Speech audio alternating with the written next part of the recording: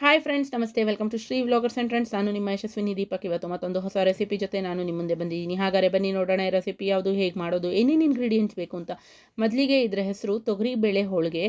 ಇನ್ನೇನು ಶ್ರಾವಣ ಮಾಸದ ಹಬ್ಬಗಳ ಸಾಲು ಬರ್ತಾ ಇದೆ. ಅದರಲ್ಲೂ ವರಮಹಾಲಕ್ಷ್ಮಿ ಹಬ್ಬಕ್ಕೆ ತಾಯಿ ಲಕ್ಷ್ಮೀ ದೇವಿಗೆ ಪ್ರಿಯವಾದ ಖಾದ್ಯ ನೈವೇದ್ಯಕ್ಕಾಗಿ ಮಾಡ್ಕೋಬೋದು. ಹೇಗೆ ಮಾಡೋದು ಅಂತ ನೋಡೋಣ ಬನ್ನಿ. ಇಲ್ಲಿ ನಾನು 2 ಕಪ್ ತೊಗರಿಬೇಳೆ ಅಂದರೆ 200 ಗ್ರಾಮ್ ಆಗೋಷ್ಟು ತೊಗರಿಬೇಳೆ ತೊಗೊಂಡು ಒಂದು ಕುಕ್ಕರಲ್ಲಿ ಹಾಕ್ಕೊತಾ ಇದ್ದೀನಿ. ಅದನ್ನು ಚೆನ್ನಾಗಿ 2-3 ಸತಿ ತೊಳ್ಕೊಂಡು ನೀರನ್ನು ತೆಗೆದು ಕ್ಲೀನ್ ಮಾಡಿ ಹೊಸ ನೀರು ಹಾಕಿ ಕುಕ್ಕರ್ ಕ್ಯಾಪ್ ಮುಚ್ಚಿ 2 ವಿಸಿಲ್ ಕೂಗಿಸ್ಕೊಳ್ಳೋಣ. ಜಾಸ್ತಿ ನೀರು ಹಾಕಕ್ಕೆ ಹೋಗ್ಬೇಡಿ, ಯಾಕಂದರೆ ಆಮೇಲೆ ನಿಮಗೆ ನೀರು ಬಸ್ಕೊಳ್ಳೋದು ಕಷ್ಟ ಆಗುತ್ತೆ, ಕಟ್ಟು ಬಿಟ್ಬಿಡುತ್ತೆ. ಸೊ ಇದು ಕೂಗಿ ವೆಯ್ಟ್ ಹಾರೋ ಅಷ್ಟರಲ್ಲಿ ನಾವು ಕಣಕಕ್ಕೆ ರೆಡಿ ಮಾಡ್ಕೊಳ್ಳೋಣ. ಒಂದು ಪಾತ್ರೆ ತೊಗೊಂಡು ಪಾತ್ರೆಗೆ 150 ಗ್ರಾಮ್ ಆಗೋಷ್ಟು ಹಿಟ್ಟನ್ನು ಹಾಕ್ಕೊಳ್ಳೋಣ. ನೀವು ತೊಗರಿಬೇಳೆ ಯಾವುದ್ರಲ್ಲಿ ಮೆಷರ್ ಮಾಡಿದ್ರೋ ಅದೇ ಕಪ್ಪಲ್ಲಿ 1.5 ಕಪ್ ಮೈದಾ ಹಿಟ್ಟು ಸೇರಿಸ್ಕೊಳ್ಳಿ. ಹಾಗೆ 1 ಕಪ್ ಚಿರೋಟಿ ರವೆ ಸೇರಿಸ್ಕೊಳ್ಳಿ. ಚಿರೋಟಿ ರವೆ ನಿಮ್ಗೆ ಅಪ್ರಾಕ್ಸಿಮೇಟ್ ಆಗಿ 100 ಗ್ರಾಮ್ ಅಷ್ಟು.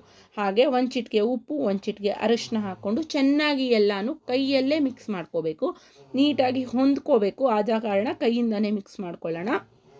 ನೋಡಿ, ಈ ಥರ ಮಿಕ್ಸ್ ಮಾಡಾದ್ಮೇಲೆ ಈಗ ನಾವು ಕೈಯಿಂದ ಮಿಕ್ಸ್ ಮಾಡಿ ಆದಮೇಲೆ ಸ್ವಲ್ಪ ಸ್ವಲ್ಪನೇ ನೀರು ಹಾಕ್ಕೊಂಡು ಚೆನ್ನಾಗಿ ಚಪಾತಿ ಹಿಟ್ಟನ್ನ ಹದಕ್ಕೆ ಕಲಿಸ್ಕೊಳ್ಳೋಣ. ಇದು ಕಲಿಸ್ತಾ ನಿಮಗೆ ಒಂದು 7-8 ನಿಮಿಷ ಬೇಕಾ ಚೆನ್ನಾಗಿ ಕಲಿಸ್ಕೊಳ್ಳಿ.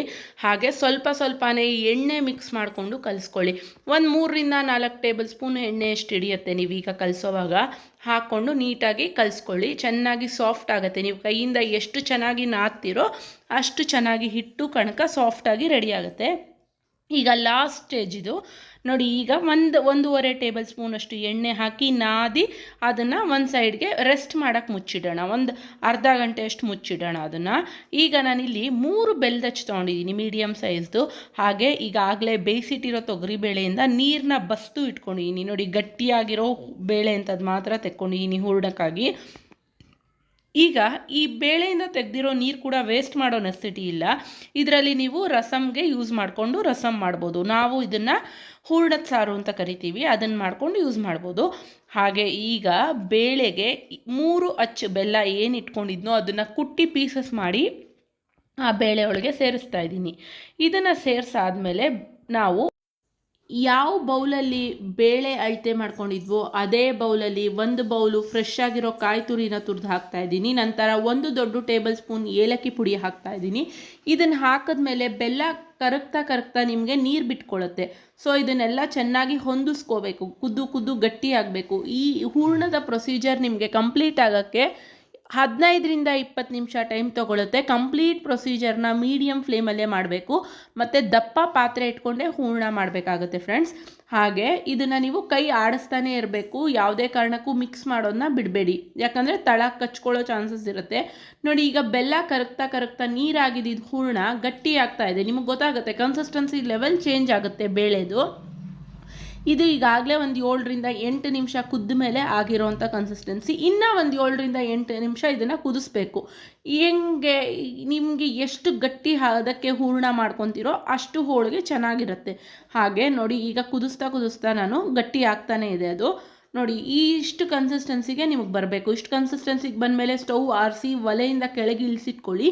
ಕೂಲ್ ಆಗೋಕ್ಕೆ ಬಿಡಿ. ಇದು ಕೂಲ್ ಆದಮೇಲೆ ಒಂದು ರೌಂಡ್ ಮಿಕ್ಸಿಗೆ ಹಾಕೋಬೇಕು. ಮಿಕ್ಸಿಗೆ ಯಾಕೆ ಹಾಕ್ತೀರಾ ಅಂದರೆ ಕೊಬ್ಬರಿ ತುರಿ ಬಾಯಿಗೆ ಸಿಗಬಾರ್ದು ಅಂತ 1 ಸುತ್ತು ಗ್ರೈಂಡ್ ಮಾಡ್ಕೊಳ್ಳೋಣ. ಜಸ್ಟ್ 1 or 2 ಮಿನಿಟ್ಸ್ ಸಾಕಾಗುತ್ತೆ. ನೋಡಿ, ರುಬ್ಬಿದ ಮೇಲೆ ಅದು ಈ ಥರ ರೆಡಿಯಾಗಿದೆ. ಈಗ ಈ ಹೂರಣನ ನಾವು ಈ ಥರ ಉಂಡೆಗಳನ್ನಾಗಿ ಮಾಡಿಟ್ಕೊಂಡಿದ್ದೀನಿ. ನಿಮಗೆ ಎಷ್ಟು ಹೂರಣ ಬೇಕೋ ಅಷ್ಟು ತೊಗೋಬೋದು. ಹಾಗೆ ಈಗ ಕಣಕ ನಾವು ಕಲಸಿಟ್ಟಿದ್ವಲ್ಲ ಈಗಾಗಲೇ, ಅದನ್ನು ನಾವು 1 ರೌಂಡ್ ನಾದ್ಕೋಬೇಕು. ಚೆನ್ನಾಗಿ ಕೈಯಿಂದ ಮಿಕ್ಸ್ ಮಾಡಿ ಸಣ್ಣ ಬಾಲ್ ಆಗಿ ಕಟ್ ಮಾಡ್ಕೊಳ್ಳೋಣ. ಈಗ ಅದನ್ನು ಕೈಯಿಂದ ನಾನಿಲ್ಲಿ ಒಬ್ಬಟ್ಟನ್ನ ಶೀಟ್ ಮೇಲೆ, ರ್ಯಾಪರ್ ಶೀಟ್ ಮೇಲೆ ತಟ್ತಾ ಇದ್ದೀನಿ. ನೀವು ಬೇಕಾದ್ರೆ ಬಾಳೆ ಎಲೆ ಮೇಲೆ ಕೂಡ ತಟ್ಕೋಬೋದು. ಹಾಗೆ ನೋಡಿ, ಈಗ ನಾನು ಹೂರಣ ತುಂಬಕ್ಕೋಸ್ಕರ ಕಣಕನ ಇಟ್ಕೊತಾ ಇದ್ದೀನಿ. ನೀವು ಎಷ್ಟು ಹೂರಣ ಬೇಕೋ ಅಷ್ಟು ತೊಗೋಬೋದು. ನನಗೆ ಸ್ವೀಟ್ ಜಾಸ್ತಿ ಬೇಕು ಮತ್ತು ಸುತೂರ ನೀಟಾಗಿ ಅದು ಫಿಲ್ಲಿಂಗ್ ಆಗಿ ಹೂರಣ ಈಚೆ ಬರಬಾರ್ದು. ನಿಮಗೆ ಕಂಠದಲ್ಲಿ ಹೂರಣ ಸಿಗಲ್ಲ ಎಷ್ಟೊಂದು ಸತಿ, ಅಂಚಲ್ಲಿ ಪ್ಲೇನ್ ಇರುತ್ತೆ. ಸೊ ನೀವು ಅವಾಗ ಏನು ಮಾಡಬೇಕು, ತಟ್ಟೋವಾಗ ಈ ಥರ ಫಸ್ಟು ಫಿಂಗರಿಂದ ಸುತ್ತೂರ ತಟ್ಕೊಂಬನ್ನಿ.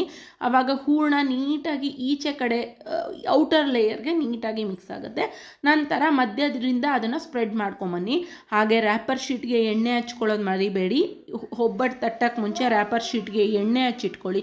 ಈಗಾಗಲೇ ಸಣ್ಣ ಕಾವಲಿ ಕಾದಿರೋ ತವದ ಮೇಲೆ ಈ ಥರ ರ್ಯಾಪರ್ ಶೀಟಿಂದ ತೆಗೆದು ಹೋಳಿಗೆನ ಹಾಕ್ಕೊಳ್ಳಿ.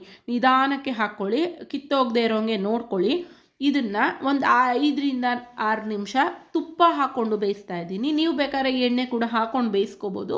ಎರಡೂ ಸೈಡು ಬೇಯಿಸ್ಬೇಕಾಗತ್ತೆ. ಪ್ರತಿ ಸೈಡ್ನೂ ಒಂದು 4-5 ನಿಮಿಷ ಅಥವಾ 5-6 ನಿಮಿಷ ಬೇಯಿಸಿದ್ರೆ ರುಚಿಯಾಗಿ ಶುಚಿಯಾಗಿ ಮನೆಯಲ್ಲೇ ಮಾಡಿರೋಂಥ ಬೇಳೆ ಹೋಳಿಗೆ ಸಿದ್ಧ ಆಗುತ್ತೆ. ಫ್ರೆಂಡ್ಸ್, ನೀವು ಕೂಡ ಈ ರೆಸಿಪಿನ ಬರೋ ಹಬ್ಬಗಳ ಟೈಮ್ಗೆ ಟ್ರೈ ಮಾಡಿ. ಅದರಲ್ಲೂ ವರಮಹಾಲಕ್ಷ್ಮಿ ತಾಯಿ ಲಕ್ಷ್ಮೀ ದೇವಿಗೆ ಹೋಳಿಗೆ, ಬೇಳೆ ಹೋಳಿಗೆ ಬಹಳ ಇಷ್ಟ. ನೈವೇದ್ಯಕ್ಕಿಡಕ್ಕಾಗಿ ಈ ರೆಸಿಪಿನ ಟ್ರೈ ಮಾಡಿ. ಹೇಗಿದೆ ಅಂತ ನನ್ನ ಕಮೆಂಟ್ ಬಾಕ್ಸ್ನಲ್ಲಿ ಬರುತ್ತೆ ತಿಳಿಸಿ. ಈ ವಿಡಿಯೋ ನೋಡಿದ್ದಕ್ಕಾಗಿ ಧನ್ಯವಾದಗಳು. ಮುಂದೆ ಮತ್ತಷ್ಟು ಹೊಸ ರೆಸಿಪಿಗಳ ಜೊತೆ ನಾನು ನಿಮ್ಮ ಮುಂದೆ ಬರ್ತೀನಿ. ಅಲ್ಲಿವರೆಗೂ ನೀವು ನನ್ನ ಚಾನಲ್ ಸಬ್ಸ್ಕ್ರೈಬ್ ಮಾಡಲಿಲ್ಲ ಅಂದರೆ ಈ ಕೂಡಲೇ ಸಬ್ಸ್ಕ್ರೈಬ್ ಮಾಡಿ, ಲೈಕ್ ಮಾಡಿ, ಶೇರ್ ಮಾಡಿ, ಕಮೆಂಟ್ ಮಾಡಿ. Please wait for my next recipe. Bye bye, see you.